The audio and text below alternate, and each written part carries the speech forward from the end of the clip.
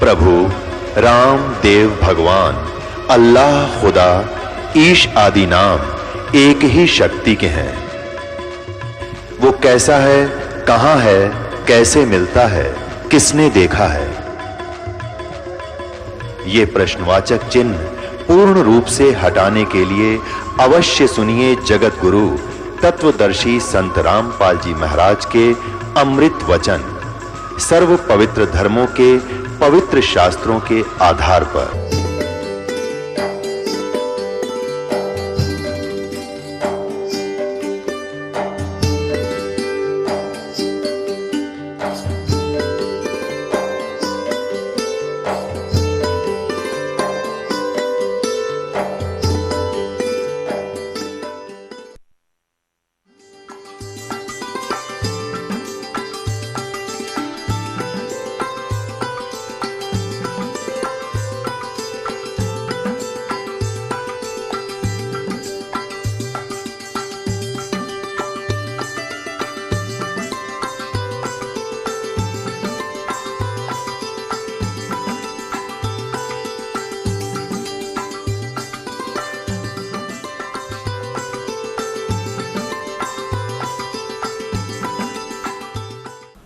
बोलो सतगुरुदेव की जय।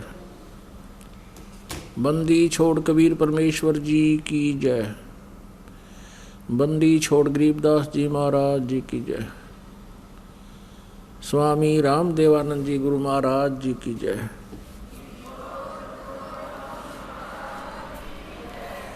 सर्व संतों की जय, सर्व भक्तों की जय, धर्मी पुरुषों की जय, श्री काशी धाम की जय, श्री छुडानी धाम की जय, श्री करौथा धाम की जय, श्री बरवाला धाम की जय। सत साहिब गरीब नमो नमो सतपुरुष को नमस्कार गुरु की नहीं।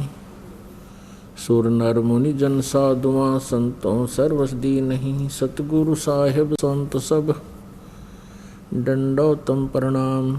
आगे पीछे मध्य हुए तिनको जा कुर्बान। नराकार निर्विषम काल जाल भयभंजनम। निर्लेपम निज निर्गुणम अकल अनुपवेशुंधुनम। सोहम सुरति समापतम सकल समाना नीरतलय उज्ज्वल हिरंबर हरदमम बेपरवाह अथाह है। वार पार नहीं मध्यतम। गरीब जो सुमरै सिद्ध होई ही गणनायक गलताना। करो अनुग्रह सोई पारस पद परवाना। आदि गणेश मनाऊं गणनायक देवन देवा। चरण कमल लो लाऊं आदंत करूं सेवा। परम शक्ति संगीतम रिद्धिदाता सोई। अवगत गुण अतीतम सत्य पुरुष निर्मोही। जगदम्बा जगदीशम मंगल रूप मुरारी। तन मन अर्पों शीशम भक्ति मुक्ति भंडारी। सुर नर मुनि जन ध्यावें ब्रह्मा विष्णु महेशा। शेष शेष मुख गावें पूज्य आदि गणेशा।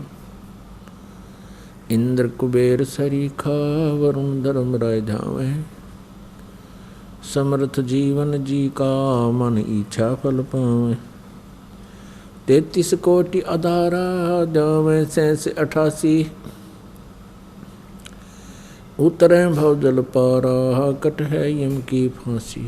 33 कोटि अधारा ध्यावे 88। उतरे भव जल पारा कट है यम की फांसी। सत साहिब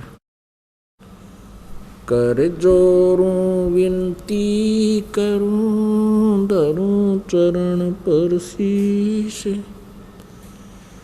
गुरु जी राम देवानंद जी महाराज ने दियो नाम बख्शीश। कोटि कोटि सिजदा करूं कोटि कोटि प्रणाम। चरण कमल में राखियो मैं बंदी जाम गुलाम। कुत्ता हूँ गुरुदेव का, रामपाल दास का नाम।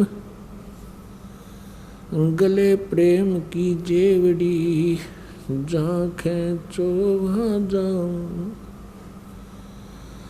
तो करो तो बावड़ू, दूर दूर करो तो जाऊं।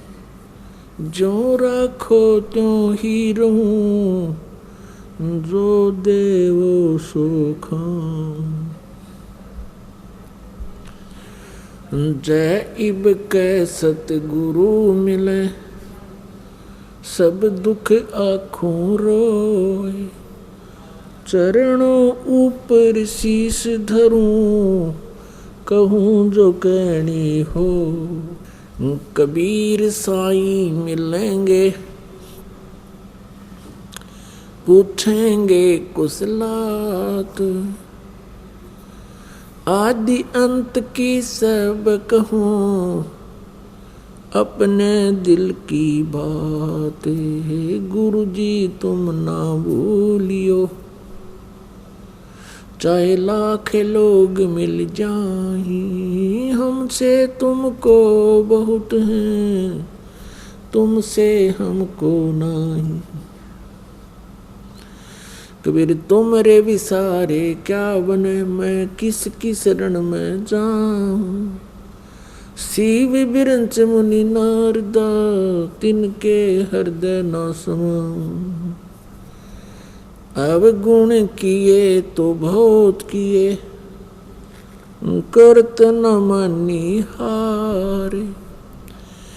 बावे बंदा बख्श दियो, बावे गर्दन उतारे। अब गुण मेरे बाप जी, बख्शो गरीब नवाज। जो मैं पूत कपूत हूँ, बोर पिता को लाज। मैं अपराधी जन्म का, नक्सिक भरे विकार। तुम दाता दुख भंजना, मेरी करो संभार।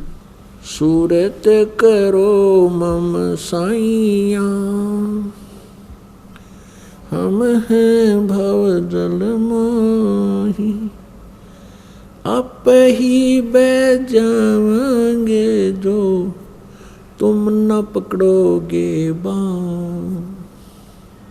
ए बंदी छोड़ दयाल जी, तुम तक हमारी दौड़े। जैसे काग जहाज का, अब सूजत और न ठोर।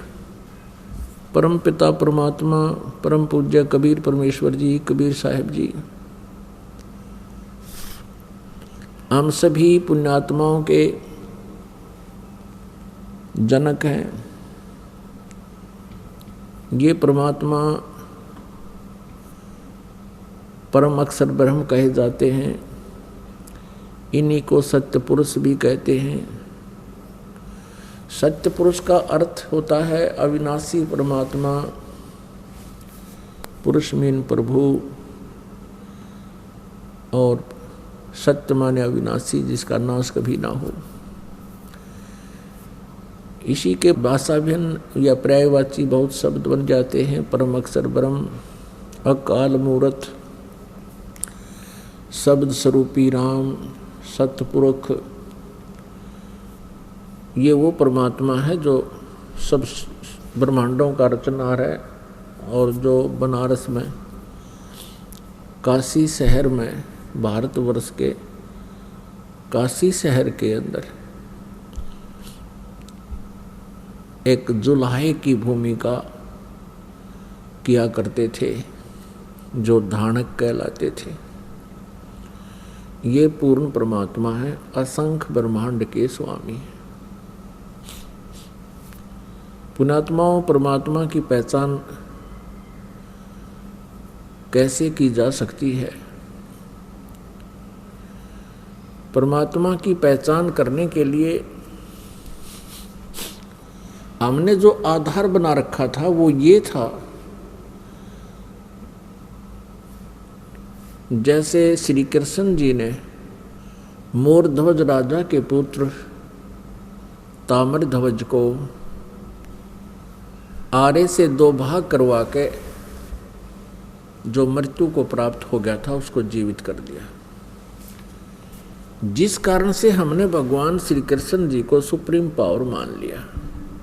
इसको कहते हैं चमत्कार परिचय, पर्चा बोलते हैं इसको, पर्चा परिचय भी शुद्ध हिंदी में परिचय कहते हैं, यानी पहचान प्रभु की। उन परिचयों में जो लक्षणों में से एक ये भी है कि परमात्मा मुर्दे को जीवित कर सकता है, और दूसरा ये भी है परमात्मा जीव की आयु भी बढ़ा देता है।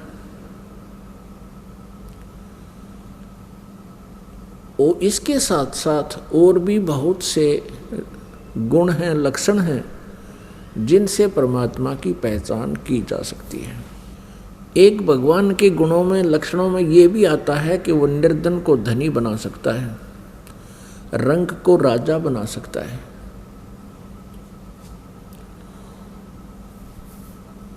और एक ये भी पहचान है कि उसके विषय में हमारे सदग्रंथों में लिखा हुआ है। परमात्मा के गुणों की जानकारी हमारे पवित्र सदग्रंथ भी बताते हैं। जिस परमेश्वर के लक्षण, जिस परमेश्वर के सर्वचिन्ह इन सभी बातों पर खरे उतरते हैं, सभी पॉइंटों पर, सभी केंद्रों पर, वो परमात्मा है, वो परमेश्वर है। इसके पहचानने के लिए हमने बहुत सा सहयोग लेना होगा। जैसे हमारे पवित्र सदग्रंथ जो बताते हैं भगवान के गुणों की जानकारी, वो हमारे लिए स्वीकार्य होगी, होनी चाहिए और होगी, क्योंकि भगवान की जानकारी हमें सदग्रंथों से ही प्राप्त हुई है।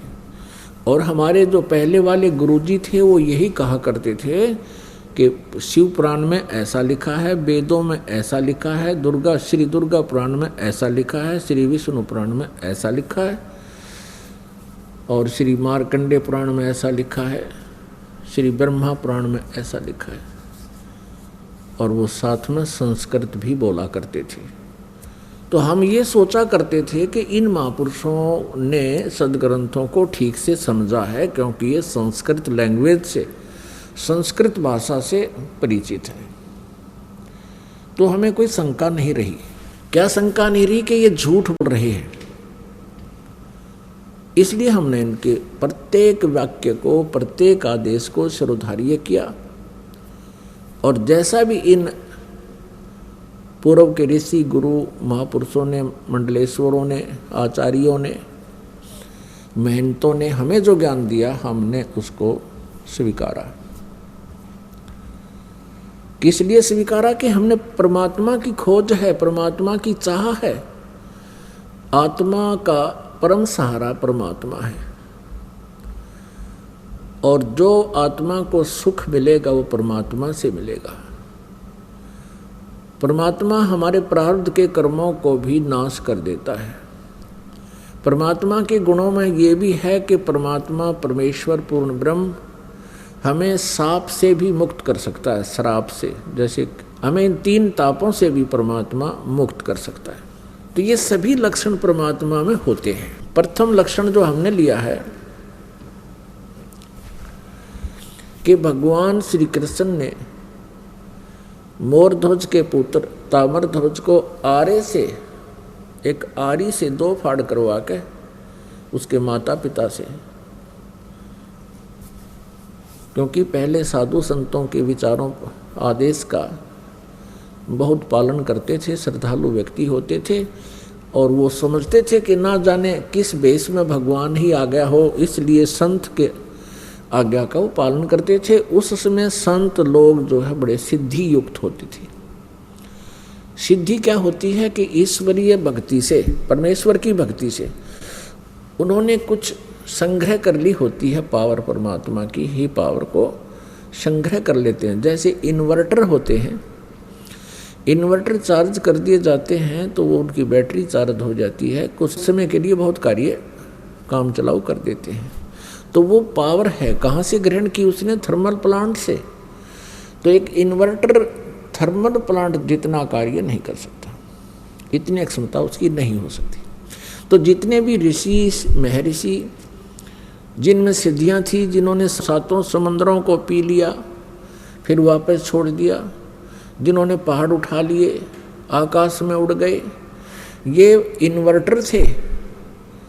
और जैसे श्री कृष्ण जी ने ताम्रध्वज को जीवित कर दिया, सुदामा जी का महल बना दिया, ये श्री कृष्ण तक भी इन्वर्टर थे, वो थर्मल प्लांट नहीं थे। अब ये एक बार ये बात जो दास ने कही है तो ये बड़ी खटकेगी उस व्यक्ति को जिसने आज तक ये तत्व ज्ञान नहीं सुना और लोक वेद से वो रंगा गया है। लोक वेद किसे कहते हैं? जो दंत कथा होती है, सुना सुनाया ज्ञान, अक्षेत्रीय ज्ञान, एक दूसरे से सुना हुआ ज्ञान, उसको लोक वेद कहते हैं। पुण्यात्माओं, श्री कृष्ण जी और अर्जुन मोरध्वज राजा के घर चले गए एक साधु रूप बना के। उस दिन मोरध्वज अपने पुत्र ताम्रध्वज को राज्य अभिषेक कर रहा था और साधु संतों के वहाँ आगमन को बहुत शुभ मानते हैं। ऐसे शुभ अवसर पर उनका आशीर्वाद प्राप्त करते हैं। उनका आशीर्वाद प्राप्त करने के लिए उनकी प्रत्येक आज्ञा का पालन करते हैं, उनकी सेवा शुश्रूषा करते हैं, जिससे वो प्रसन्न हो जाए। उनको प्रसन्न करने की हर संभव कोशिश की जाती। तो श्री कृष्ण जी ने एक माया से, अपनी सिद्धि से एक सिंह बना लिया, शेर बना लिया, और दोनों पहुंच गए राजा मोरध्वज के बाग में। जब राजा को पता चला कि साधु संत आए हैं, उनको संदेशा भिजवाया कि आओ महाराज भोजन पाओ। लेकिन श्री कृष्ण जी ने कहा कि राजा स्वयं हमें आमंत्रित करने आएगा तो हम प्रवेश करेंगे उसके घर पर। राजा को पता चला, मोरध्वज तुरंत चल पड़ा नंगे पैरों और भगवान से अर्ज की, घर पे ले आए। घर पे विराजमान हो जाने के उपरांत आसन दिए और कहा भगवान भोजन पाओ। श्री कृष्ण जी जो साधु रूप में थे, पहचान नहीं पाए थे मोरध्वज, उनको संत मान रहे थे कि जो आज्ञा महात्मा। तो श्री कृष्ण जी ने कहा कि मोरध्वज पहले हमारे सिंह को भोजन खिलाओ, शेर को। जो आज्ञा महाराज, मोरध्वज ने कहा। श्री कृष्ण जी साधु रूप में श्री कृष्ण जी ने कहा कि बात सुनो, ये शेर जो है, ये सिंह किसी पशु पक्षी का मांस आहार नहीं करता, ये नरभक्षी है, ये मनुष्य खाता है, मनुष्य का मांस चाहिए। कि जो आज्ञा महाराज, मोरध्वज ने कहा। फिर श्री कृष्ण जी ने कहा कि कहीं कोई पल्लेदार को पकड़ जावे, उसका मांस नहीं खाएगा, ये मांस खाएगा तुम्हारे एक परिवार के सदस्य का। तब मोरध्वज ने कहा जो आज्ञा महाराज, कि जाओ फिर करो तैयार। अब मोरध्वज ने ताम्रध्वज और रानी से कहा कि साधु महात्मा आए हैं, उनकी कंडीशन है कि वो पहले सिंह को भोजन कराना है और शेर मांस मनुष्य का खाएगा। और यहाँ तक भी उन्होंने कह दिया है कि ये मांस आपके घर के सदस्य का ही खाएगा। मोरध्वज जी ने कहा कि देखो पुत्र सियाना हो गया, युवा हो गया है, राज्य अभिषेक अभी इसको कर देते हैं, ये अपना राज्य संभालेगा, तुम माँ और पुत्र दोनों राज्य करना, और मेरा काम पूरा हो चुका है और मैं साधुओं के सिंह का भोजन बन जाता हूँ।